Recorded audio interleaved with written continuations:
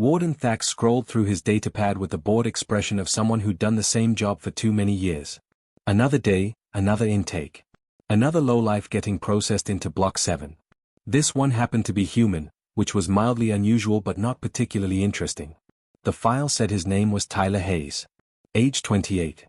Arrested for assault at Station 7 after a bar fight got out of hand. Thax sighed. Humans? They'd been part of the galactic community for barely 50 years now, and honestly, nobody was impressed. They were weak compared to the Krell. They lived maybe 100 years if they were lucky, while species like the Veln could see 3 centuries easily. Their technology was primitive, cobbled together from borrowed alien designs. Most importantly, they had no special abilities. No telepathy. No enhanced strength. No natural armor. Just soft pink skin and an attitude problem. Run the standard blood scan, Thax called out to his assistant without looking up from his screen. Rix, a young Veln with purple-tinted skin and the eager efficiency of someone new to the job, nodded quickly. Yes, sir. Right away. Tyler shuffled forward in his restraints, his wrists bound in front of him. He had a split lip that was still bleeding a little, and his right eye was starting to purple up nicely. Probably got that from whoever he'd been fighting with. Or maybe from station security during the arrest. Thax didn't particularly care either way.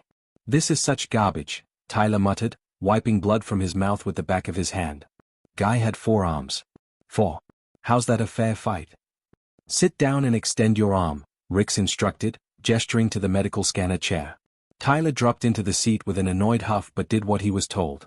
He wasn't stupid enough to make this harder on himself. The scanner was a sleek piece of machinery, all smooth white surfaces and glowing blue lines. It hummed softly as Rix powered it up. This was completely routine. Every prisoner got scanned on intake. The machine would identify his exact species classification, check for any illegal biological modifications, scan for diseases or parasites, catalog his DNA for the prison records, and assign him to the appropriate cell block. Takes about 30 seconds start to finish. Thax had seen it done 10,000 times. Rix pressed the scanner probe against Tyler's fingertip. A tiny needle extended with a soft click, barely more than a pinprick. Tyler winced slightly as a single drop of blood was drawn up into the machine sample chamber. The probe retracted. The blood sample disappeared into the scanner's analysis core. Rix stepped back, and they waited. The machine's display flickered on, showing the usual readout screen. Species analysis loading. Genetic markers cataloging. Standard procedure. Tyler sat there looking miserable and angry, probably thinking about how much the fine was going to cost him or how long he'd be stuck in here. Thax was already pulling up the next file on his datapad. Some Krell merchant caught smuggling. That one would be more complicated because of diplomatic immunity issues. 3 seconds passed. Then everything went wrong. The alarm screamed to life with a deafening wail that made everyone in the intake room jump. Thax's datapad clattered to the floor as his head snapped up. Red warning lights began flashing along the ceiling. 2 guards by the door reached for their weapons instinctively. What the hell? Tyler jerked back in the chair, eyes wide. The holographic display above the scanner had gone completely haywire. Instead of showing the normal medical readout with height, weight, species classification, and genetic markers, something else was appearing. Something that made absolutely no sense.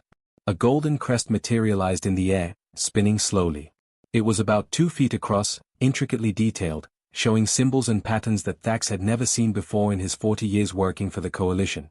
The design was beautiful and ancient-looking, with geometric patterns that hurt to look at directly, as if they contained more dimensions than should fit in 3-dimensional space. Below the crest, lines of text began scrolling.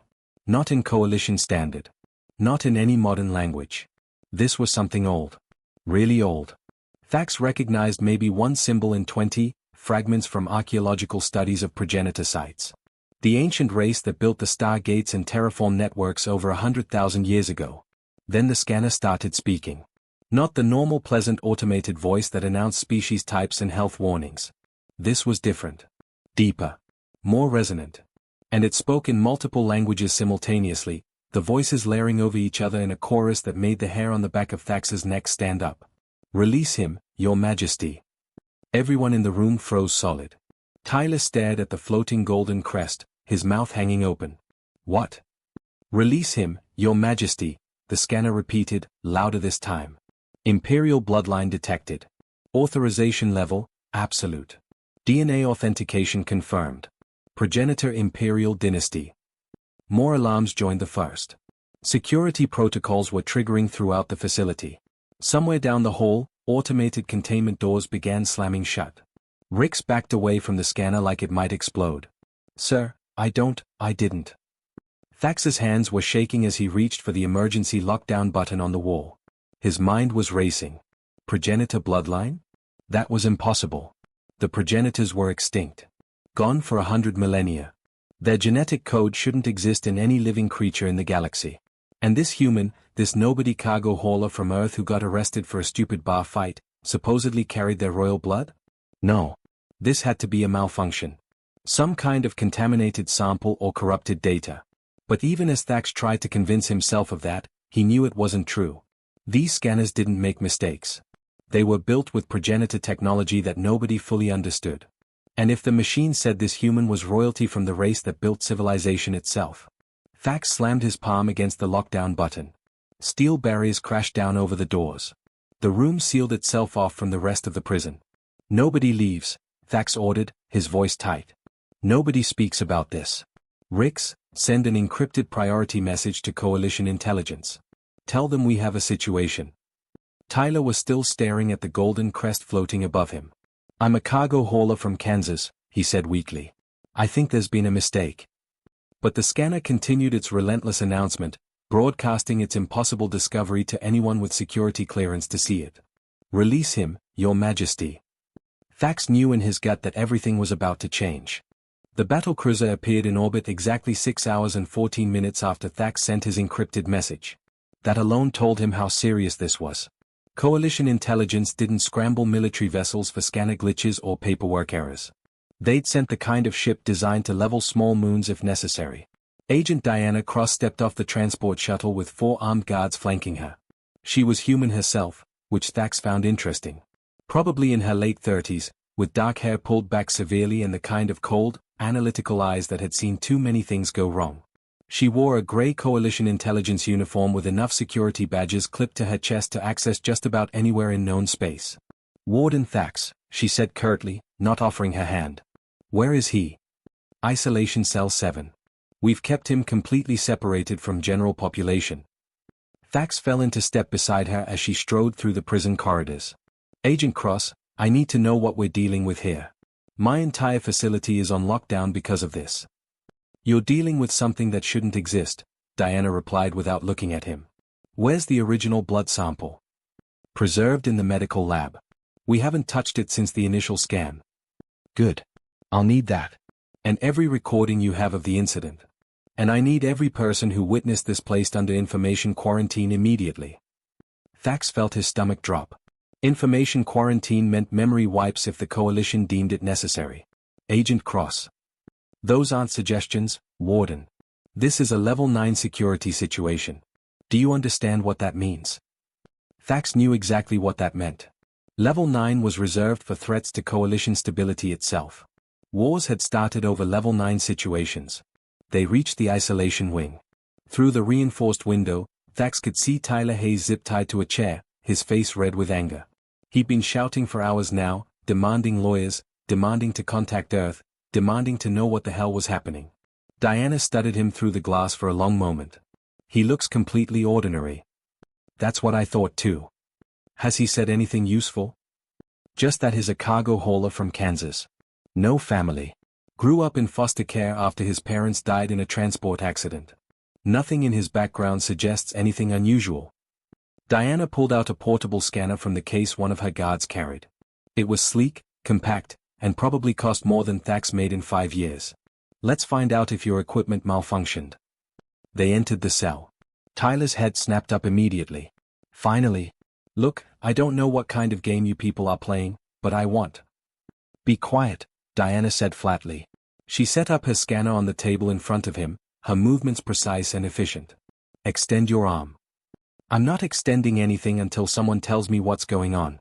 That scanner said something about royalty and majesty and I don't. One of the guards stepped forward, hand on his weapon. Tyler shut up and extended his arm with a glare. Diana pressed the scanning probe against his fingertip. The needle clicked. Blood drawn. Sample collected. She stepped back and watched the display with intense focus. The scanner hummed softly as it processed the sample. Thax found himself holding his breath. Maybe this would all turn out to be some bizarre error. Maybe the prison's old equipment had finally corrupted its database. Maybe Tyler was just some unlucky human who'd gotten caught up in a technical glitch, and they could all go back to normal. The scanner beeped. Results displayed. Diana's face went absolutely white. Her hand, which had been steady as stone, started trembling slightly. She stared at the screen like it had just shown her proof of the impossible. "No," she whispered. "No, this can't be right." "What?" Thax moved closer to see the display. "What does it say?" Diana's voice was barely audible. "These are progenitor genetic markers. Not fragments. Not trace elements. Active, dominant markers comprising 47% of his genetic structure." Thax felt like the floor had dropped out from under him. "That's not possible. Progenitors are extinct." "They're supposed to be." Diana's fingers flew over her scanner's controls, running additional tests. "But these markers don't lie. And they're not just any progenitor DNA.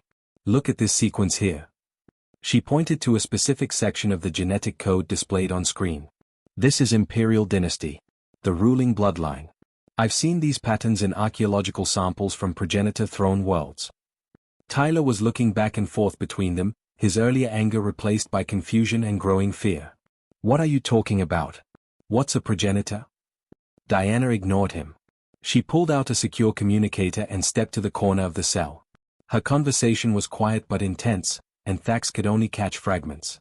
"Confirmed? Yes, I ran it twice, 47% match. Imperial markers? I understand. Yes, sir, understood." When she turned back around, her expression had gone from shock to something much darker. Almost frightened. "What did they say?" Thax asked. "Complete information blackout. No one can know about this. The political implications if this gets out." She trailed off, shaking her head. "Do you understand what this means? The progenitors built everything. The stargates. The terraform networks. The authorization codes that govern territorial boundaries. Every major piece of infrastructure in this galaxy traces back to them. I know the history." "Then you know that progenitor authorization codes are absolute. They override everything. Coalition law, territorial claims, property rights, everything. If humans carry progenitor blood, if they are legitimate heirs, then humanity could claim ownership of half the developed galaxy." Thax felt his mouth go dry. Half the galaxy. At least. Maybe more. The Krell Empire, the Velm territories, the Merchant Guild worlds, all of them are built on planets that were originally progenitor holdings. If humans have legal claim through bloodline inheritance. She didn't need to finish the sentence. Tyler was staring at them now, his face pale. "I'm a cargo hauler. I haul freight. I don't own anything except a beat-up shuttle with a faulty hyperdrive." Diana's communicator buzzed. She read the message and her expression hardened into something cold and professional. "Warden, we need to move him immediately. Coalition Command wants him transferred to a secure facility for..." The communicator buzzed again. Then again. And again. Diana's face changed as she read the new messages. "Oh no." "What?" "Someone leaked it. The scan results. They're on the underground networks." She looked up at Thax with genuine fear in her eyes. "Everyone knows." In orbit above the prison, the first foreign warship dropped out of hyperspace. Then another. Then 5 more. They were coming for Tyler Hayes. And there was nowhere left to hide. The screens throughout the prison flickered to life all at once. Every monitor, every display panel, every holographic projector suddenly showed the same image. Ambassador Vaughn of the Krell Empire stared out at them with those unsettling yellow eyes that never seemed to blink. His scales were deep green, almost black, and when he opened his mouth to speak, rows of sharp teeth glinted in the light. "Attention Coalition Prison Facility 793, Vaughn's voice rumbled through every speaker. We know you are holding the human Tyler Hayes. Surrender him to Krell custody immediately. We will ensure his complete safety and provide him with proper education regarding his heritage." Warden Thax stood in the security center watching the broadcast with his jaw clenched tight. 16 warships now surrounded the prison station. 16. 3 different factions, all heavily armed, all demanding the same thing. Diana Cross stood beside him, her face grim. "They want him to unlock progenitor vaults in their territory. The Krell have been trying to access the weapons caches on their border worlds for centuries. With Tyler's DNA, they could open them all. And then what? Thax asked. Then they'd control enough firepower to threaten the entire coalition. They'd make Tyler their puppet emperor and use him to legitimize territorial expansion into every system that has progenitor ruins. Diana's hand rested on her sidearm. He'd spend the rest of his life as a biological key, locked in some palace, forced to authenticate whatever conquest they wanted. Vaughn's message ended. The screens flickered again. This time, a human woman appeared. Victoria Lang, CEO of the United Merchant Guilds. She was one of the few humans who'd actually succeeded in galactic business, building a trading empire that spanned 40 systems. She wore expensive tailored clothes and had the kind of confident smile that came from having more money than some planets. Tyler Hayes, she said warmly, like they were old friends. I know you must be confused and frightened right now. But listen to me. I'm offering you 10 billion credits. Your own fleet of ships. A seat on the Guild Executive Board. Think about what we could accomplish together. There are progenitor market stations scattered across the galaxy, ancient trading hubs that nobody's been able to activate in 100,000 years. With your DNA, we could open them all. We could revolutionize galactic commerce. Tyler was watching from his cell, his face a mixture of disbelief and growing panic. 10 billion credits? This is insane. This isn't real. It's very real, Diana said quietly. Victoria's offer continued. You'd have unlimited wealth. Unlimited power. You could live like royalty, actual royalty. All you have to do is partner with the guilds. We'll protect you, Tyler. We have the resources to keep you safe from everyone else who wants to use you. They'd use him just as badly, Thax muttered. Just in a nicer prison. The screen changed again. This time it was Earth's government. President David Hammond appeared, flanked by military generals in dark blue uniforms. Hammond was in his 60s, gray-haired, with the tired eyes of someone who'd been dealing with galactic politics for too long. Behind him, Thax could see the flags of Earth's united government. Tyler Hayes, Hammond's voice was stern, presidential. This is a direct order from your planetary government. You are to return to Earth immediately. This is a matter of planetary security and human sovereignty. We cannot allow other species to control or manipulate a human citizen, especially one with your unique circumstances. One of the generals leaned forward. Mr. Hayes, you need to understand the position you're in. Every major power in the galaxy wants to exploit you. Earth is the only faction that has your genuine interests at heart.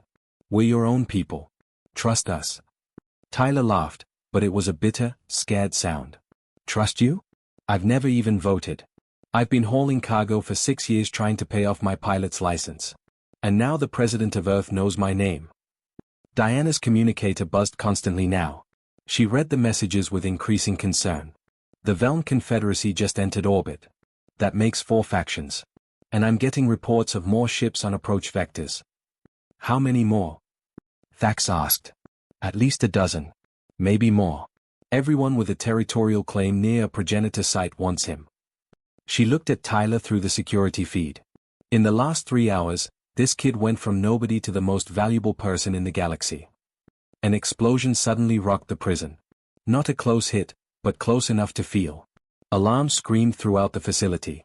Red emergency lights began flashing. Warning shot, Diana said, checking her tactical display. Krell vessel. They're getting impatient. Another screen activated. This time it was a Veln commander, her purple skin marked with the geometric tattoos of high rank. Coalition prison facility, you have 30 minutes to transfer custody of the human to Veln authorities. If you do not comply, we will assume hostile intent and respond accordingly. They're going to start shooting at each other soon, Thax said. And we're right in the middle of their crossfire. Tyler pressed his face against the cell window. So what do we do? Who do I go with? Diana was quiet for a long moment. Then her communicator buzzed again. She read the message and her expression went completely cold. What is it? Thax asked. New orders from Coalition Intelligence. Direct from the top. Diana's voice was hollow. They've authorized a termination protocol. Termination. Thax felt his blood go cold. You mean? They're going to kill him. Diana looked at Thax, and for the first time, he saw real conflict in her eyes. They can't control him. They can't contain the political situation. So they're eliminating the problem entirely. Assets are already en route to this facility. When? 20 minutes. Maybe less. Another explosion, closer this time. The prison shuddered. Outside, the warships were positioning themselves, weapons charging, all pointed at each other with the prison court in the middle. Tyler was still watching the screens, unaware that his own government had just signed his death warrant. Diana made a decision. She pulled her sidearm and shot the security camera in the corner of the room. Sparks flew. "What are you doing?" Thax demanded. "Getting him out of here." Diana started moving toward the isolation wing. "Warden, you can help me or try to stop me. Choose fast." Thax thought about his 40 years of service. He thought about all the lies and corruption he'd seen. He thought about the scared kid in the cell who'd done nothing except have the wrong DNA. "The South Hangar," Thax said. "I have a personal ship. Fast, unmarked. Follow me." They ran. They barely made it out alive. Thax's ship was fast, he'd give the old warden that much, but it wasn't military grade. They'd punched through the blockade by pure luck and desperation, taking hull damage from 3 different sources. Warning lights flashed across the cockpit dashboard. The ship's computer kept announcing system failures in a calm, unhelpful voice. Tyler sat in the back compartment, his hands still zip-tied in front of him, staring at nothing. Half the galaxy wanted to capture him. The other half wanted him dead. And he still didn't fully understand why. "Where are we going?" he finally asked. Diana was checking her personal communicator, scrolling through encrypted messages. "I have contacts.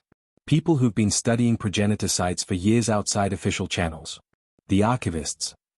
What's an archivist? A secret organization dedicated to protecting progenitor technology from people who'd misuse it. They're not officially recognized by the coalition, but they've saved more ancient sites from looters and warmongers than anyone wants to admit. She paused, reading something on her screen. "One of them is willing to meet us. Station Epsilon, near the quarantine zone." Thax glanced back from the pilot seat. "That's deep into restricted space. If anyone tracks us there." "They won't. Epsilon is off every official chart. It's a dead-drop location, abandoned for 20 years. Diana looked at Tyler. "My contact says he has information. About what you are. What humans really are." The journey took 4 hours through back routes and empty space that nobody patrolled. Station Epsilon looked exactly like Diana had described, abandoned, dark, floating in the void like a tomb. Only a few sections still had power, creating small islands of light in the dead structure. They docked carefully. The station's artificial gravity was failing, so they floated through corridors filled with debris and frozen moisture. Emergency lights cast everything in dim red. "Hello?" Diana called out. "Brother Kelvin? It's Diana Cross. I brought him." A weak voice answered from somewhere ahead. "Here. Med Bay. Hurry." They found him collapsed against a wall, blood pooling beneath him. Brother Kelvin was Veln, his purple skin gone pale, his breathing shallow. He'd been shot multiple times, and from the looks of it, not recently. He'd been bleeding for hours. "What happened?" Diana knelt beside him, checking his wounds. "Krell assassins. Found our monastery. Killed everyone."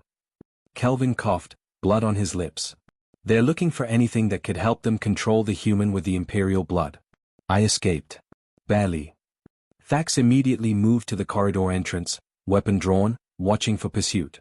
Tyler crouched down too, feeling helpless. "I'm sorry. I didn't know people would die because of me." "Not your fault," Kelvin wheezed. "This was always going to happen. Eventually. When the bloodlines reactivated." His shaking hand reached into his robes and pulled out a crystal, about the size of a fist, glowing faintly blue. "Take this. Coordinates. To the homeworld." Diana's eyes widened. "The progenitor homeworld? That's a myth. No one's ever found it." "It's real. Hidden. Quarantined." Kelvin pressed the crystal into Tyler's hands. Tyler felt it warm against his skin, and suddenly information flooded into his mind. Numbers, coordinates, star charts. "You need to go there. You need to understand." "Understand what?" Tyler demanded, his head spinning from the data download. "What you are. What your species is." Kelvin's voice was getting weaker. "The progenitors didn't vanish, Tyler. They didn't leave the galaxy or ascend to some higher plane. They devolved." "What?" "A genetic plague. Engineered weapon from a war we lost. It attacked progenitor DNA specifically, breaking it down, scrambling it, making us less than we were. Kelvin coughed again, harder this time. The only way to survive was to let it happen. To scatter ourselves across the galaxy, onto primitive worlds, and let the plague reduce us to something simple. Something that could rebuild slowly. Diana was staring at him. You're saying progenitors are still alive? Just changed? Dozens of species carry fragments of progenitor DNA. Humans. Veln. Krell. Others. We seeded ourselves everywhere. Kelvin's eyes focused on Tyler. Earth was one of those worlds. Your ancestors were progenitors who let themselves devolve into primitive humans. They forgot everything. Started over from nothing. Spent 100,000 years clawing back to sentience. Tyler felt like the floor had dropped out from under him. That's impossible. Your DNA doesn't lie. 4 to 7% active progenitor markers. Kelvin reached up and touched Tyler's chest with a trembling hand. Most humans have maybe 1 or 2%, too diluted to register. But sometimes, rarely, the bloodline stays strong. Genes that should have been scattered and broken stay intact. You're what we were before the fall. Before we had to forget ourselves to survive. So humans are progenitors. Humanity is what progenitors became. Stripped down. Simplified. But the core is still there. Kelvin's breathing was getting shallower. The imperial bloodline was strongest. Your ancestors must have isolated themselves, kept the genes concentrated. Maybe deliberately. Maybe by accident. Doesn't matter. You're the proof that we're still in there, waiting. Why are you telling me this? Because you need to go to the homeworld. The seat of authority. Only you can activate it now. Kelvin's eyes were closing. Make the right choice, Tyler. Don't let them use you. Don't let them remake our mistakes. What mistakes? But Kelvin was already gone, his last breath escaping in a quiet sigh. Tyler stood there holding the crystal, feeling its warmth, feeling the coordinates burned into his mind. The progenitor homeworld. The place where his ancestors had ruled the galaxy before they chose to forget everything and become human. We need to move, Thax said from the doorway. I'm picking up engine signatures. Someone followed us. Diana looked at Tyler. What do you want to do? Tyler stared at the crystal in his hands. He thought about Kansas. About hauling cargo. About his simple, ordinary life that was never coming back. Take me to the homeworld, he said quietly. I need to see it. They ran back to the ship as weapons fire lit up the darkness behind them. The progenitor homeworld looked dead from orbit. Gray, lifeless, surrounded by a debris field of ancient satellites that had stopped working millennia ago. But as their damaged ship approached, something changed. Lights began flickering on across the surface. Power grids that hadn't functioned in 100,000 years suddenly activated. It knows you're here, Diana whispered, staring at the readings on her scanner. The planet is waking up. They landed near the largest structure visible from space, a massive citadel that rose from the barren ground like a mountain of metal and stone. As Tyler stepped off the ship, ancient doors that were sealed shut for longer than human civilization had existed began to open. Slowly at first, grinding against centuries of dust, then smoother as hidden mechanisms remembered their purpose. This is insane, Thax muttered, his weapon drawn but useless against whatever was happening here. Tyler walked forward like he was in a trance. He could feel something pulling at him, calling to him through his blood. The citadel recognized him. It wanted him inside. The corridors were pristine once they passed the outer doors. Lights activated as Tyler approached, illuminating walls covered in script he somehow could read now. History. Records. The story of a civilization that had ruled the stars and then chosen to die rather than be enslaved. At the heart of the citadel was a chamber so vast it could have held a city. And in the center of that chamber sat a throne. The seat of authority. It wasn't jeweled or decorated. It was functional, covered in interfaces and connection points, built to channel power rather than display it. Tyler could feel it humming with potential even from across the room. Don't sit on it, Diana warned. Tyler, once you connect with that thing, there's no telling what will happen. But Tyler was already walking toward it. He couldn't stop himself. Every instinct in his body told him this was where he belonged, what he was meant for. He sat down. The world exploded into light and information. Every progenitor system in the galaxy activated at once. Defense platforms that had floated dark in space for eons powered up their weapons. Terraform networks on 1,000 worlds roared back to life. The stargates, which everyone thought they understood, revealed entire hidden routes that had been locked away. Ancient archives opened their doors. And Tyler could feel all of it. Control it. Command it. Information flooded his mind faster than thought. He saw the history of the progenitors, how they'd built everything, how they'd fought wars that made current galactic conflicts look like playground scuffles. He saw the plague that had broken them, the desperate choice to scatter and devolve, the hope that maybe someday their descendants would be ready to reclaim what was lost. He understood now. The entire galactic infrastructure wasn't just built by progenitors. It was coded with progenitor DNA. Every authorization matrix, every security protocol, every territorial boundary, all of it required progenitor genetic authentication to modify. The coalition and all the other governments had been using borrowed power for millennia, working with fragments of code they barely understood, locked out of the deepest systems. Tyler could override all of it. Every government. Every military. Every claim to every planet. He had absolute authority over the machinery that made civilization function. Outside the planet, dozens of warships had gathered. Krell. Veln. Coalition. UF. The merchant guilds. Everyone who wanted a piece of him had followed them here. But now they all held their fire, waiting. Watching. The power readings coming from the planet's surface were terrifying. Ambassador Vaughn's face appeared on the Citadel's communication screens. Tyler Hayes, the Krell Empire offers you rulership of 300 worlds.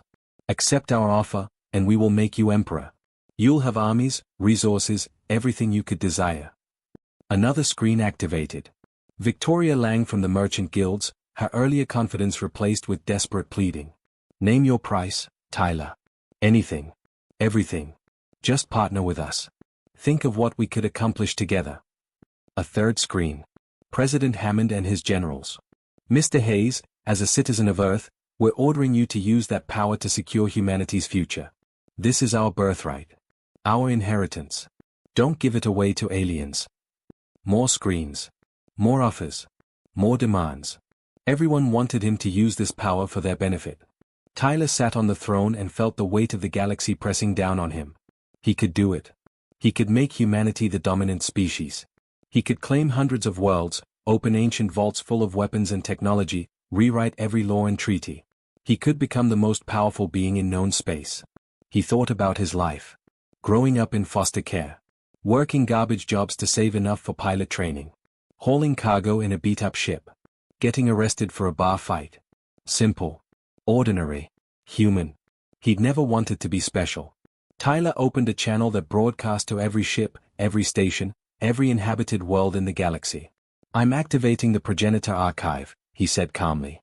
Every piece of knowledge, every schematic, every historical record, it's being transmitted to everyone simultaneously. No more secrets. No more information blackmail. Everyone gets access to everything. Panic erupted across the communication channels. This would collapse power structures across the galaxy. Second, Tyler continued, I'm dissolving the authorization matrix. 10-year transition period so you have time to build new governments without progenitor code controlling everything. Figure out how to govern yourselves. You're insane. Victoria shouted. You're throwing away trillions. Third, Tyler said louder, I'm permanently deactivating this throne. Nobody sits here again. Not me. Not anyone. The age of progenitor control is over. He stood up and walked away from the seat of authority. Behind him, the throne went dark, its systems shutting down one by one. The progenitors forgot they were gods, Tyler said. Took them 100,000 years. I'd like to keep it that way. He left the citadel and never looked back.